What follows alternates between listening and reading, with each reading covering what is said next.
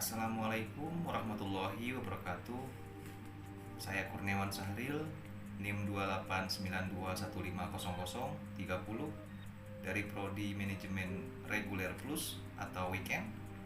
Mata kuliah aspek hukum bisnis. Di sini saya akan menjelaskan tentang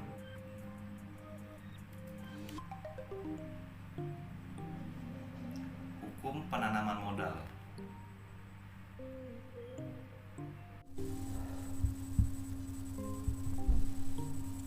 Hukum penanaman modal. A. Pengertian. Istilah investasi atau penanaman modal merupakan istilah-istilah yang dikenal baik dalam kegiatan bisnis sehari-hari maupun dalam bahasa perundang-undangan.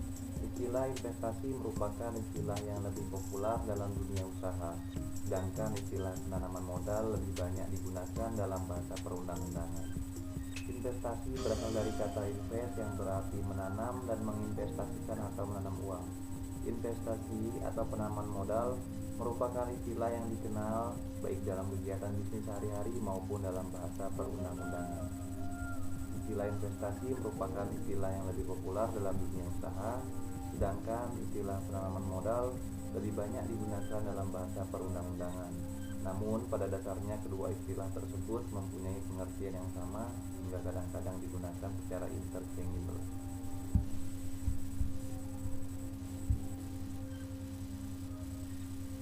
Pasal 1 Undang-Undang Nomor 25 Tahun 2007 tentang penanaman modal menyebutkan bahwa penanaman modal adalah segala bentuk kegiatan penanaman modal baik oleh penanaman modal di dalam negeri maupun penanaman modal asing untuk melakukan usaha di wilayah negara Republik Indonesia.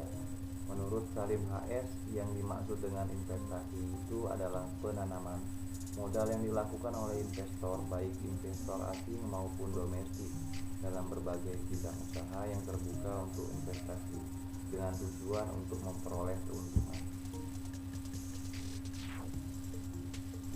Dari beberapa pengertian di atas dapat ditarik unsur-unsur terpenting dari kegiatan investasi atau penanaman modal, yaitu adanya motif untuk meningkatkan atau setidak-tidaknya untuk mempertahankan modal, bahwa modal tersebut tidak hanya mencakup hal-hal yang bersifat kasat mata dan dapat diraba, tetapi juga mencakup sesuatu yang bersifat tidak kasat mata dan tidak dapat diraba.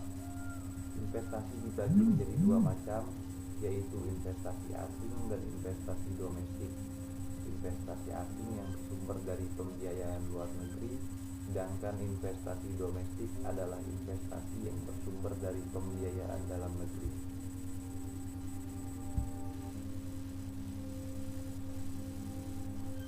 Setiap usaha penanaman modal harus diarahkan kepada kesejahteraan masyarakat. Artinya, dengan adanya investasi yang ditanamkan para investor dapat meningkatkan kualitas masyarakat Indonesia. B. Sejarah perkembangan penanaman modal. Periode kolonialisme kuno dimulai pada abad ke-17 dan abad ke-18 melalui kebijaksanaan pemerintahan Hindia Belanda yang memperkenankan masuknya modal asing dari Eropa untuk menanamkan modalnya dalam bidang pertambangan. Di samping itu, pemerintah Belanda juga mulai membuka tanah-tanah pertanian di Indonesia dengan mengeluarkan aturan pertanahan yang dikenal dengan agrarische wet pada tahun 1870. Pesatnya penanaman modal asing yang dilakukan oleh swasta Eropa di Hindia Belanda menunjukkan bahwa perekonomian Hindia Belanda sudah mulai diperkenalkan dengan modal asing oleh Boyke dalam buku Economic and Economic Policy of Dual Societies, disebut dengan ekonomi yang bersifat dualistis.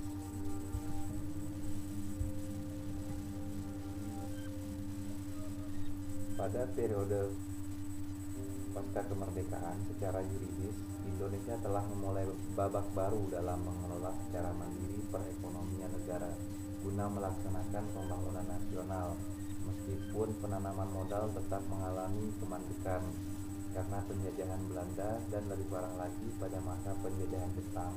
Bahkan selama 17 tahun berikutnya, Indonesia hanya menjadi negara pengimpor barang modal dan teknologi. tidak satupun dalam bentuk penanaman modal asing secara langsung. Sampai dengan tahun 1949, setelah Indonesia mendapatkan pengakuan kedaulatan dari Belanda, keadaan penanaman modal terutama asing yang masuk ke Indonesia masih tetap mengalami kemandekan, dan hanya penanaman modal asing warisan pemerintah Belanda saja yang sudah mulai kembali beroperasi. Penanaman modal dalam negeri atau PMDN berasal dari bahasa Inggris, yaitu Domestic Investment. Penanaman modal dalam negeri atau PMDN dapat ditemukan dalam pasal 2 Undang-Undang Nomor 6 Tahun 1968 tentang penanaman modal. Pasal 1 Undang-Undang Nomor 25 Tahun 2007 tentang penanaman modal. Penanaman modal dalam negeri adalah kegiatan menanamkan modal untuk melakukan usaha di wilayah negara Republik Indonesia yang dilakukan oleh penanaman modal dalam negeri dengan menggunakan modal dalam negeri. Pihak yang dapat menjadi penanam modal dalam negeri adalah 1. Orang perorangan warga negara Indonesia, atau 2. Badan Usaha Indonesia, dan 3. Badan Hukum Indonesia.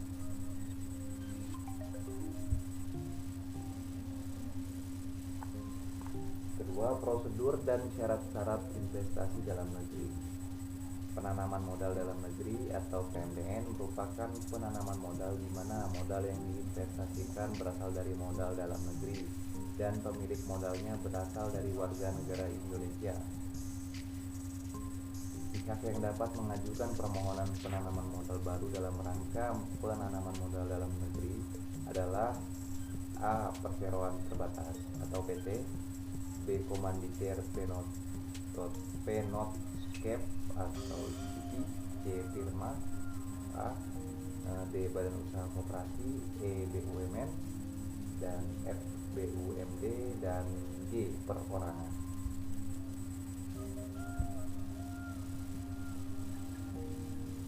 Permohonan penanaman modal baru dalam rangka PMDN diajukan kepada Kepala BKPM dalam rangka 2 dengan menggunakan formulir model I atau PMDN.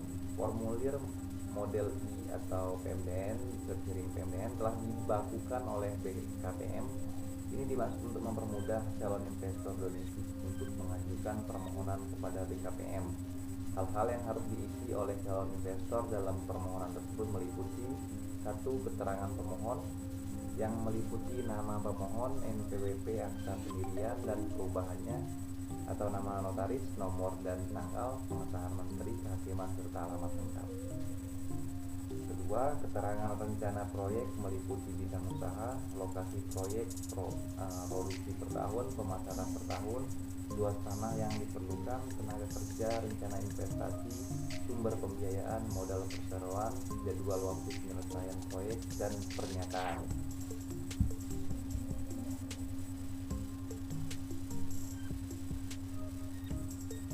3. Perkembangan penanaman modal dalam negeri (PMDN). Penanaman modal dalam negeri dimulai sejak tahun 1968, yaitu sejak diundangkannya Undang-Undang Nomor 6 Tahun 1968 tentang penanaman modal dalam negeri sampai dengan saat ini. Dengan adanya undang-undang ini, pemerintah memberikan kesempatan kepada investor domestik menanamkan modalnya dalam negeri.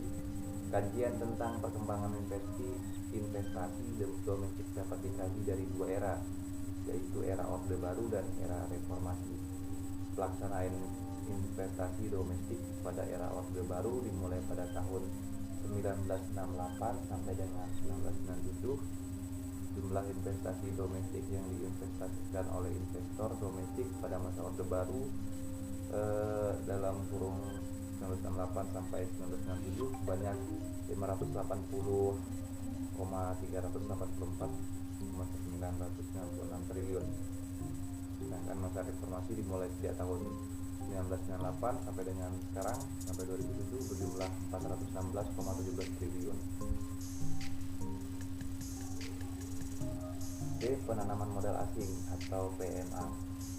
Pengertiannya tersendiri ialah merupakan terjemahan dari bahasa Inggris, yaitu Foreign Investment. Pengertian penanaman modal ditemukan dalam pasal 1 Undang-Undang Nomor 1 Tahun 1967 tentang penanaman modal asing. Penanaman modal asing hanya meliputi modal asing secara langsung yang dilakukan menurut atau berdasarkan ketentuan undang-undang dan digunakan untuk menjalankan usaha di Indonesia. Unsur-unsur penanaman modal asing dalam definisi di atas dapat meliputi: 1. Dilakukan secara langsung, artinya investor secara langsung menanggung semua resiko yang akan dialami dari penanaman modal tersebut. 2. Menurut undang-undang, artinya bahwa modal asing yang diinvestasikan di Indonesia oleh investor asing harus didasari pada substansi, prosedur, dan syarat-syarat yang telah ditentukan dalam peraturan perundang-undangan yang berlaku ditetapkan dan ditetapkan oleh pemerintahan Indonesia. 3. Digunakan untuk menjalankan perusahaan di Indonesia, artinya modal yang ditanamkan oleh investor asing digunakan untuk menjalankan perusahaan di Indonesia harus berstatus sebagai badan hukum.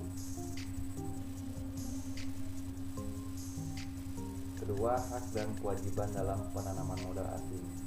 Hak dan kewajiban penanam modal, khususnya penanaman modal asing, ditentukan dalam pasal 8, pasal 10, pasal 14, pasal 15, dan pasal 18 Undang-Undang Nomor 25 Tahun 2007 tentang penanaman modal.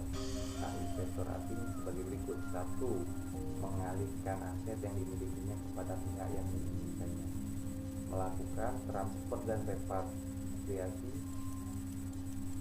dalam valuta asing antara lain terhadap modal.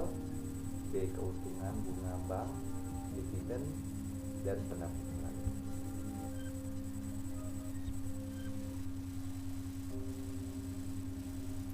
C. Dana-dana yang diperlukan untuk pembelian bahan baku dan penolong, barang setengah jadi atau barang jadi, serta penggantian barang modal dalam rangka untuk melindungi kelangsungan penanaman modal.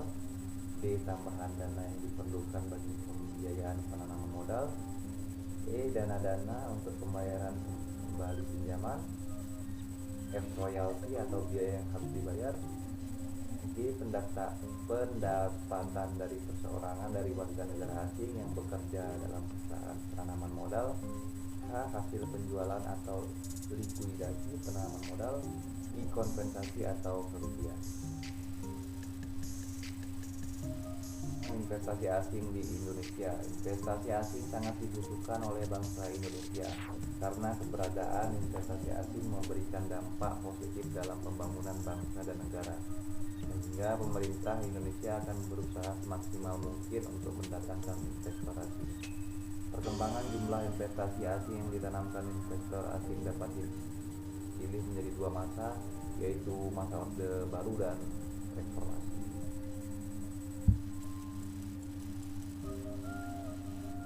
Lembaga yang berwenang mengkoordinasikan investasi. Lemahnya koordinasi kelembagaan ditimbulkan karena ketidakjelasan tugas dan fungsi pokok masing-masing instansi dan juga oleh mekanisme koordinasi yang tidak berjalan dengan baik. Seringkali terjadi kegagalan dalam koordinasi diakibatkan oleh adanya pertimbangan subjektif yang berlatar belakang kepentingan politis maupun ekonomis. Keadaan lembaga yang mengkoordinasi penanaman modal di Indonesia mempunyai peranan yang sangat strategis, karena dengan adanya lembaga tersebut akan menentukan tinggi rendahnya investasi yang diinvestasikan oleh investor, baik investor asing maupun domestik. Semakin baik pelayanan yang diberikan kepada investor, akan semakin banyak investor yang tertarik menanamkan investasinya di Indonesia.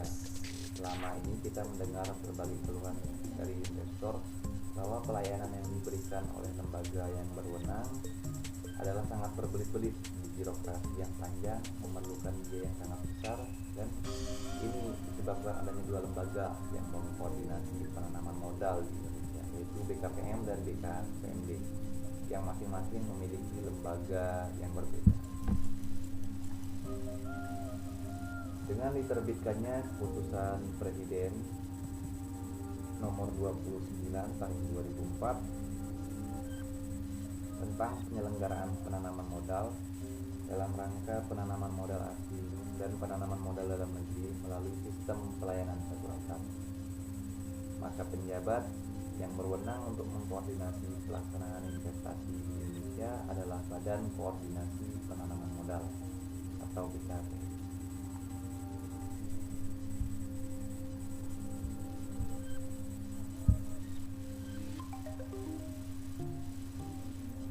Tugas dan fungsi Badan Koordinasi Penanaman Modal menurut Pasal 8 Ayat 1 Undang-Undang Nomor 25 Tahun 2007 tentang penanaman modal adalah: 1. Melaksanakan tugas koordinasi pelaksanaan kebijakan di bidang penanaman modal. 2. Mengkaji dan mengusulkan kebijakan pelayanan penanaman modal. 3. Menetapkan norma standar prosedur pelaksanaan kegiatan dan pelayanan penanaman modal. 4. Mengembangkan peluang dan potensi penanaman modal di daerah dengan memberdayakan badan usaha. 5. Membuat peta penanaman modal Indonesia, mempromosikan penanaman modal. 7. Mengembangkan sektor usaha penanaman modal melalui pembinaan penanaman modal, antara lain meningkatkan kemitraan, meningkatkan daya saing, menciptakan persaingan usaha yang sangat sehat, dan menyebarkan informasi yang seluas-luasnya dalam lingkup penyelenggaraan penanaman modal. 8. Membantu penyelesaian berbagai hambatan dan konsultasi permasalahan yang dihadapi penanaman modal dalam menjalankan kegiatan penanaman modal. 9. Mengkoordinasi penanaman modal dalam negeri yang menjalankan kegiatan penanaman modalnya di luar wilayah Indonesia. Dan 10. Mengkoordinasikan dan melaksanakan pelayanan terpadu satu pintu.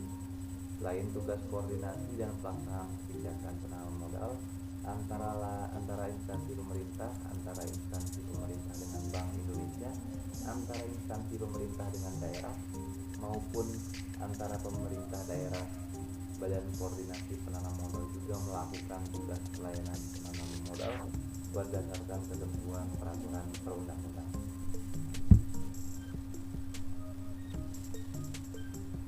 Itu saja yang bisa saya bawakan dalam materi tentang pembahasan hukum penanaman modal.